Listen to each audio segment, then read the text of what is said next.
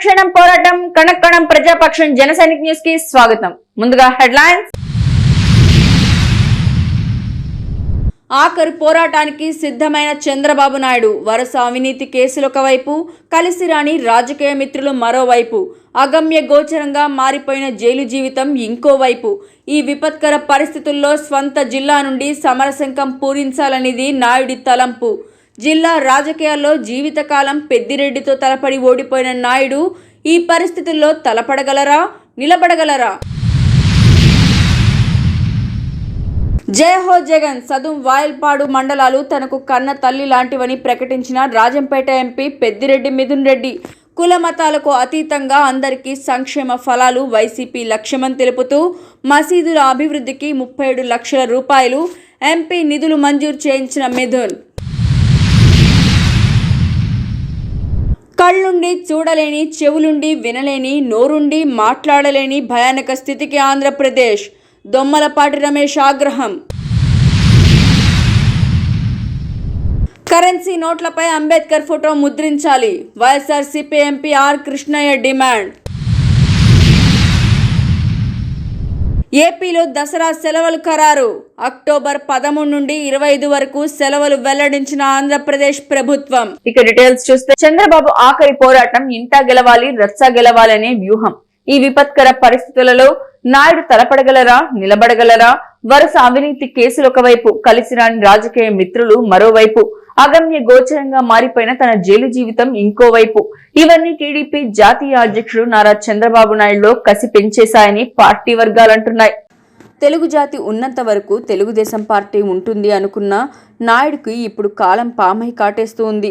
ఆయన తన సామాజిక వర్గీయులు వెన్నుదన్ను మీడియా బలంతో పార్టీ క్యాడర్ను కలగలిపి తన ఆఖరి పోరాటం ప్రజాక్షేత్రంలోనే తేల్చుకోవాలని నాయుడు నిర్ణయించుకున్నట్లు ఆ పార్టీ వర్గాలు చెప్తున్నాయి. ఈ ఆఖరి పోరాటానికి శ్రీకారం తన స్వంత జిల్లా నుండే చేస్తారని, తన చిరకాల రాజకీయ ప్రత్యర్థి వైసీపీలో కీలక భూమిక పోషిస్తున్న పెద్దిరెడ్డి పరివారిని చిత్తు చేయడంతో నాయుడు జైత్రయాత్ర మొదలవుతుందని టీడీపీ వర్గాలంటున్నాయి. జిల్లా రాజకీయాల్లో ఎప్పుడు పెద్దిరెడ్డి పైన పైచేయి సాధించలేని నాయుడు ఈ మారు ఆ పని చేయగలరా? ఈ విపత్కర రాజకీయ పరిస్థితుల్లో పెద్దిరెడ్డితో నాయుడు తలపడగలరా, నిలబడగలరా? టీడీపీ వర్గాల సమాచారాన్ని బట్టి నాయుడు జిల్లా వ్యూహం ఈ విధంగా ఉంది. టీడీపీ అధినేత చంద్రబాబు స్కిల్ డెవలప్మెంట్ కేసులో జైలుకు వెళ్లిన నేపథ్యంలో ఉమ్మడి చిత్తూరు జిల్లాలో టీడీపీ అభ్యర్థుల ఎంపికలో ఆచితూచి అడుగులు వేస్తున్నారంటున్నారు. అన్ని సామాజిక వర్గాలకు తగిన ప్రాధాన్యత ఇవ్వాలని ఆలోచిస్తున్నారని తెలిసింది. గత కొంతకాలంగా చంద్రబాబు కసరత్తు చేస్తున్నారని సమాచారం. ఆయన జైల్లో ఉన్నప్పటికీ రాష్ట్ర వ్యాప్తంగా అమలు చేయవలసిన వ్యూహాలను రూపొందిస్తున్నారు.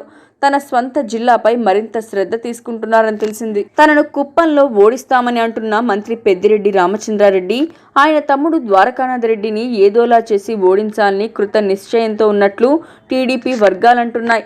ఉమ్మడి చిత్తూరు జిల్లాలో ఉన్న 14 నియోజకవర్గాలలో 3 స్థానాలు ఎస్సీ సామాజిక వర్గానికి రిజర్వ్ చేశారు.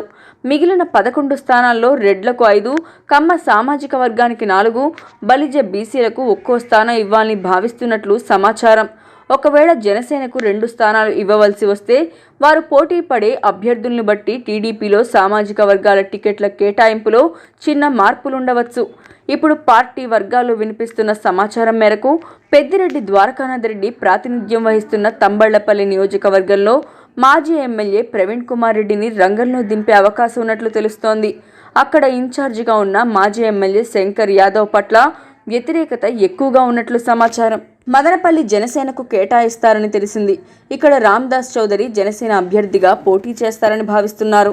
కుప్పంలో చంద్రబాబు, పీలేరులో నల్లారి కిషోర్ కుమార్ రెడ్డి, పలమనేరులో అమర్నాథ్ రెడ్డి పోటీ ఖాయంగా తెలుస్తోంది.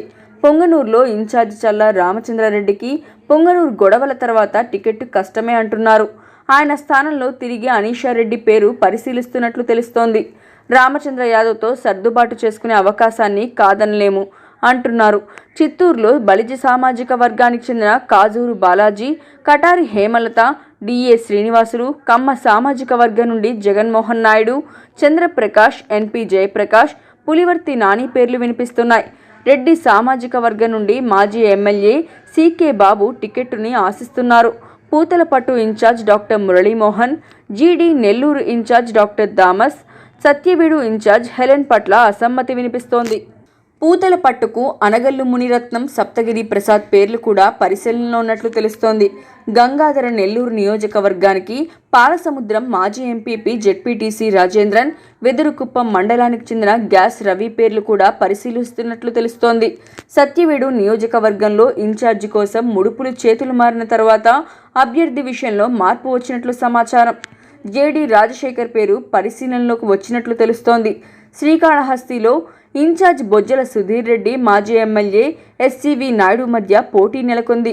అక్కడి పరిస్థితి క్రమంగా ఎస్సీవీ నాయుడుకి అనుకూలంగా మారుతున్నట్లు తెలుస్తోంది. నగరిలో ఇప్పటి వరకు ఇన్ఛార్జ్ గాలి భానుప్రకాష్ పేరు వినిపిస్తోంది. అయితే అక్కడ అతని కంటే రాజు రెడ్డి సామాజిక వర్గ అభ్యర్థులు అయితే మంచిదని కొందరు అంటున్నారు. చంద్రగిరిలో పులివర్తి నాని పేరు వినిపిస్తోంది. అయితే రాష్ట్ర అధికార ప్రతినిధి డాక్టర్ ఎన్బి సుధాకర్ రెడ్డి ఇక్కడ అవకాశం కల్పించమని చంద్రబాబును కోరారు. ఇక్కడ వీలు కాకపోతే నగరిలో పోటీకి సిద్ధపడుతున్నారు. తిరుపతిలో ఇన్ఛార్జ్ సుగుణమ్మ, పార్లమెంట్ అధ్యక్షుడు నరసింహ యాదవ్ పోటీ పడుతున్నారు. అయితే ఈ స్థానం కోసం జనసేన పట్టుపడుతున్నట్టు తెలుస్తోంది. జనసేన టికెట్ కోసం జిల్లా అధ్యక్షుడు డాక్టర్ హరిప్రసాద్, నియోజకవర్గం ఇన్ఛార్జ్ కిరణ్ రాయల్ చేస్తున్నారు. శ్రీకాళహస్తిలో ఎస్సీవీ నాయుడుకి టికెట్ ఇస్తే చంద్రగిరి రెడ్డికి ఇస్తారని అంటున్నారు. అలాగే చిత్తూరు కమ్మ సామాజిక వర్గానికి ఇస్తే నగరిలో రాజుకు అవకాశం దక్కే అవకాశం ఉంది. తిరుపతిలో టీడీపీ అయినా జనసేన అయినా బలిజ సామాజిక వర్గానికి అవకాశం ఉంటుంది. కులాల వారీగా చూస్తే కుప్పం, చిత్తూరు, చంద్రగిరి, మదనపల్లె, నగరి, శ్రీకాళహస్తి నియోజకవర్గాలలో 4 కమ్మ సామాజిక వర్గానికి దక్కే అవకాశాలు ఉన్నాయి. పీలేరు, పలమనేరు, పుంగనూరు, తంబళ్లపల్లె, శ్రీకాళహస్తి, నగరిలలో 5 చోట్ల రెడ్లకు అవకాశం ఉంది. తంబళ్లపల్లె, నగరిలో 1 బీసీకి, చిత్తూరు, తిరుపతిలో 1 బలిజ సామాజిక వర్గానికి కేటాయించే అవకాశం ఉంది. కాబట్టి కొన్ని నియోజకవర్గాలకు 2-3 పేర్లు పరిశీలిస్తున్నారు. కళ్లు లేని కబోదిలా రాష్ట్ర ప్రభుత్వం వ్యవహరిస్తోందని మదనపల్లె తెలుగుదేశం పార్టీ ఇన్ఛార్జ్ దొమ్మలపాటి రమేష్ మండిపడ్డారు. ఆయన ఆధ్వర్యంలో చంద్రబాబు అక్రమ అరెస్టును నిరసిస్తూ వినూత్న రీతిలో నిరసన చేపట్టిన తెలుగు తమ్ముళ్లు గత 18 రోజులుగా క్రమం తప్పకుండా ప్రభుత్వ వైఖరిని ఎండగడుతున్నారు. కళ్లుండి చూడలేని, చెవులుండి వినలేని, నోరుండి మాట్లాడలేని వైకాపా ప్రభుత్వానికి రోజులు దగ్గర పడ్డాయని ఆక్రోశం వెళ్లగక్కారు. జాతిపిత మహాత్మా గాంధీ అనుసరించిన 3 సూత్రాలను పాటిస్తూ శనివారం టీడీపీ శ్రేణులు వినూత్న రీతిలో నిరసన వ్యక్తం చేశారు. చంద్రబాబు అక్రమ అరెస్టును ఖండిస్తూ టీడీపీ నాయకులు కొద్ది రోజులుగా స్థానిక అన్నమయ్య సర్కిల్లోని పార్టీ కార్యాలయం ఎదుట రిలే దీక్షలు నిర్వహించిన విషయం తెలిసిందే. ఈ నేపథ్యంలో శనివారం గాంధీ సూత్రాల ప్రకారం చెడు వినకు, చెడు మాట్లాడకు, చెడు చూడకు అనే ధోరణిలో నిరసన వ్యక్తం చేశారు. అదేవిధంగా ప్రభుత్వానికి వ్యతిరేకంగా నినాదాలు చేశారు. మాజీ ఎమ్మెల్యే దొమ్మలపాటి రమేష్ ఆధ్వర్యంలో జరిగిన ఈ దీక్షలో నాయకులు ఎస్ఎస్వీరాజ్, ఆర్కే జ్యువెలర్స్ రామకృష్ణ, కౌన్సిలర్ తులసి, మాజీ కౌన్సిలర్లు పులి మహాలక్ష్మి, రాధ, ఉషారాణి కార్యకర్తలు పాల్గొన్నారు. చంద్రబాబు నాయుడు గారు విడుదల కావాలని నిరసన మదనపల్లిలో 17 రోజులు కంప్లీట్ చేసుకుంది. అసలు చంద్రబాబు నాయుడు గారు ఒక విజనరీ లీడర్. అలాంటి వ్యక్తిని ఇన్ని రోజులు జైల్లో పెట్టి మన ఆంధ్ర రాష్ట్రాన్ని 4 సంవత్సరాల నుంచి నాశనం జగన్మోహన్ రెడ్డి గారు అసలు ఏమి ఆనందం పొందాలనుకుంటారో నాకు అర్థం కావట్లేదు. అసలు ఒక స్కిల్ డెవలప్మెంట్ స్కామ్లో ఆయన లోపల పెట్టారు. అది పూర్తి అవుతుంది అనగానే కొత్త కేసులు లేదా ఇంకో కొత్త కేసుల మీద కేసులు పెడుతూ ఆయన ప్రతి నిమిషం జైల్లో, ఎలక్షన్లు అయిన జైల్లో పెట్టాలని మనం కోరుకుంటున్నారేమో వైఎస్ఆర్సీపీ నాయకులు. ఆ లోపల ఇక్కడ మన ఓటర్ లిస్టులన్నీ సవరిస్తూ వాళ్ళకు అనుకూలమైన వాళ్ళు ఎక్కువ ఓటర్లు పెంచుకుంటూ మన టీడీపీ ఓటర్లందరినీ పీకేస్తూ అసలు ఈ ఆంధ్ర రాష్ట్రంలో డెమోక్రసీ అనేది లేకుండా చేద్దామని చూస్తున్నారన్నమాట. మనం చూస్తున్నాము కొన్ని దేశాల్లో డెమోక్రసీ అనేది లేకుండా. ఈరోజు మన మదనపల్లి నియోజకవర్గంలో చంద్రబాబు నాయుడు గారికి మద్దతుగా చేస్తున్నటువంటి నిరాహార దీక్ష 17వ రోజు చేరుకుంది. ఈరోజు ఈ 17వ రోజు చేరుకున్న సందర్భంగా మేమందరం కూడా మంచి చూడకు, మంచి ఎవరైతే మాట్లాడతారో, మంచి ఎవరైతే చూస్తారో, మంచి ఎవరైతే వింటారో అటువంటి వారందరినీ కూడా శిక్షిస్తున్నటువంటి ఈ ప్రభుత్వం వ్యతిరేకంగా ప్రతి ఒక్కరు కూడా ఈరోజు సాయంత్రం మన తెలుగుదేశం పార్టీ ఆధ్వర్యంలో చేపడుతున్నటువంటి మోత కార్యక్రమానికి ప్రతి ఒక్కరు కూడా హాజరై, అంటే ఎక్కడుంటే అక్కడే ప్రతి ఒక్కరు కూడా 7 గంటల జయహో జగన్ సదుం వాయల్పాడు మండలాలు తనకి కన్న తల్లి లాంటివని ప్రకటించిన రాజంపేట ఎంపీ పెద్దిరెడ్డి మిథున్ రెడ్డి కులమతాలకు అతీతంగా అందరికీ సంక్షేమ ఫలాలు వైసీపీ లక్ష్యమని తెలుపుతూ మసీదుల అభివృద్ధికి 37 లక్షల రూపాయలు ఎంపీ నిధులు మంజూరు చేయించిన మిథున్ రెడ్డి సదుం మండలం తర్వాత వాల్మీకిపురం మండలాన్ని కూడా తన సొంత మండలంగా తన తల్లిగా భావిస్తానని రాజంపేట ఎంపీ పెద్దిరెడ్డి మిథున్ రెడ్డి అన్నారు. శుక్రవారం వాల్మీకిపురం మండలంలోని 9 మసీదులకు ఎంపీ నిధుల నుండి 37 లక్షల రూపాయల నిధులు మంజూరు చేయించారన్నారు. ఈ నిధులతో మసీదుల అభివృద్ధిని చేపట్టాలని మసీదు పెద్దలకు ఎంపీ సూచించారు. వాల్మీకిపురంలో జామియా మసీద్తో పాటు మసీదులను సందర్శించిన అనంతరం సయ్యద్ ఖాజాపీర్ మస్తాన్ వలీ దర్గాను సందర్శించారు. ఈ సందర్భంగా దర్గాకు పూల చాదర్ను సమర్పించిన అనంతరం ప్రత్యేక ప్రార్థనలు చేశారు. అనంతరం ఎంపీ మాట్లాడుతూ అభివృద్ధితో పాటు ప్రజలకు ముఖ్యంగా విద్య, వైద్యం అందించేందుకు వైకాపా ప్రభుత్వం కృషి చేస్తోందన్నారు. ఇందులో భాగంగానే జగనన్న సురక్ష, ఫ్యామిలీ డాక్టర్ తదితర కార్యక్రమాలతో మరోసారి ప్రభుత్వ అధికారులు, వైద్య బృందం ప్రజల వద్దకు రాబోతోందన్నారు. ప్రజలందరూ ఈ అవకాశాన్ని సద్వినియోగం చేసుకోవాలని సూచించారు. తదుపరి ముస్లిం మైనార్టీ నాయకులతో సమావేశమై వారి సమస్యలపై చర్చించారు. ఈ కార్యక్రమంలో ఎమ్మెల్యే చింతల రామచంద్రారెడ్డి, రాష్ట్ర minority commission chairman doctor Iqbal Ahmed, రాష్ట్ర ఖనిజాభివృద్ధి శాఖ డైరెక్టర్ హరీష్ రెడ్డి, రాష్ట్ర Urdu academy director Abdul Kaleem, ZPTC సభ్యురాలు నిర్మల, సర్పంచ్ గంగులమ్మ, ఉప సర్పంచ్ కేశవరెడ్డి, మైనార్టీ నాయకులు, అధికారులు తదితరులు పాల్గొన్నారు. కరెన్సీ నోట్లపై అంబేద్కర్ ఫోటో ముద్రించాలి. YSRCP MP R Krishnaiah demand. భారత రాజ్యాంగ నిర్మాత doctor BR Ambedkar photo currency నోట్లపై ముద్రించాలని YSRCP MP R Krishnaiah demand చేశారు. ఈ అంశంపై పార్లమెంట్లో పోరాటానికి కూడా సిద్ధమని ఆయన స్పష్టం చేశారు. ఢిల్లీలోని జంతర్ మంతర్ వద్ద కరెన్సీపై అంబేద్కర్ ఫోటో ముద్రించాలని సాధన సమితి జాతీయ అధ్యక్షుడు డాక్టర్ జేరిపోతుల పరశురాం ఆధ్వర్యంలో జరిగిన మహాధర్నాలో ఆర్ కృష్ణయ్య ముఖ్య అతిథిగా పాల్గొని ప్రసంగించారు.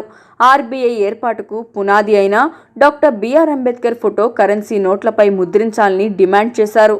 లేదంటే ప్రజా ప్రతిఘటన తప్పదని కేంద్ర ప్రభుత్వాన్ని, రిజర్వ్ బ్యాంక్ ఆఫ్ ఇండియాని ఆయన హెచ్చరించారు. ఇక డీటెయిల్స్ చూస్తే చంద్రబాబు అక్రమ అరెస్టుకు నిరసనగా ముస్లిం మైనార్టీలు నిరసన చేపట్టారు. అన్నమయ్య జిల్లా తంబళ్లపల్లి నియోజకవర్గం బి కొత్తకోటలో రాష్ట్ర తెదేపా కార్యనిర్వాహక కార్యదర్శి ఆధ్వర్యంలో చంద్రబాబు నాయుడుపై ఉన్న కేసులు కొట్టివేసి ఆయురారోగ్యాలతో త్వరగా బయటికి రావాలని ముస్లిం మైనారిటీ మహిళలతో అల్లాని దువా చేసి బాబు గారితో మేము సైతం అంటూ ప్లకార్డులు పట్టుకుని నిరసన వ్యక్తం చేశారు. ఈ సందర్భంగా రాష్ట్ర తెదేపా కార్యనిర్వాహక కార్యదర్శి పర్వీన్ తాజ్ మాట్లాడుతూ రాష్ట్ర ప్రభుత్వం, వైసీపీ పార్టీ నాయకులు ఓటమి భయంతో, కక్షతో చంద్రబాబు నాయుడిని అక్రమ కేసులు పెట్టి అరెస్టు చేయడం, తద్వారా టీడీపీ శ్రేణుల్లో ప్రజల్లో భయాందోళన కలగజేయాలని చూడడం సరైంది కాదన్నారు. చంద్రబాబు నాయుడు 14 సంవత్సరాలు ముఖ్యమంత్రిగా ఉన్నప్పుడు ఉమ్మడి ఆంధ్రప్రదేశ్లో విభజన, ఏపీలో అభివృద్ధి సంక్షేమాన్ని జోడెద్దుల వలె ముందుకు తీసుకువెళ్లి ఆంధ్రప్రదేశ్ అభివృద్ధి చేసిన మహానాయకుడు చంద్రబాబు. మరి అలాంటి నాయకుడిని అరెస్ట్ చేయడం వైసీపీ పార్టీ వారి గొయ్యి వాళ్లే తవ్వుకున్నట్లయిందని ఆమె అన్నారు. ఎన్నికలు ఎప్పుడు వచ్చినా తెలుగుదేశం పార్టీ ప్రభంజనం సృష్టిస్తుందన్నారు. ఈ కార్యక్రమంలో షఫీవుల్లా, మదార్ సాబ్, చావడి కిట్టన్న, ప్రభాకర, రవికుమార్, మస్తాన్ రెడ్డి, చంద్రశేఖర్, గట్టు చంద్రన్న, లతీఫ్, సుబ్బమ్మ, బాబు తదితరులు పాల్గొన్నారు. ఏపీలో దసరా సెలవులు ఖరారు చేశారు. అక్టోబర్ 13 నుండి ఏపీలో దసరా సెలవులు ఖరారు చేసిన ప్రభుత్వం అక్టోబర్ 5 నుండి 11వ తేదీ వరకు SA1 పరీక్షలు జరుగుతాయని రాష్ట్ర ప్రభుత్వ విద్యాశాఖ వర్గాలు వెల్లడించాయి. 8, 9వ తరగతి విద్యార్థులు మినహా మిగిలిన అన్ని తరగతుల విద్యార్థులకు ఉదయం పూటే పరీక్షలు నిర్వహిస్తామని తెలిపారు. అక్టోబర్ 25 వరకు సెలవులు కొనసాగగా 26వ తేదీ నుండి పాఠశాలలు తిరిగి ప్రారంభమవుతాయని సమాచారం. ఈ మేరకు ఏపీ విద్యాశాఖ అధికారులు షెడ్యూల్ విడుదల చేశారు.